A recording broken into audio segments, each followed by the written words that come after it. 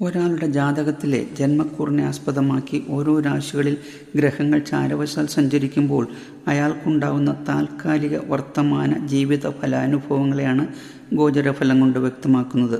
ഗോചരത്തിൽ ജന്മരാശിയുടെ 12 വരുന്ന എല്ലാ ഗ്രഹങ്ങളും പാപഫലങ്ങൾ നൽകുന്നതായിരിക്കും.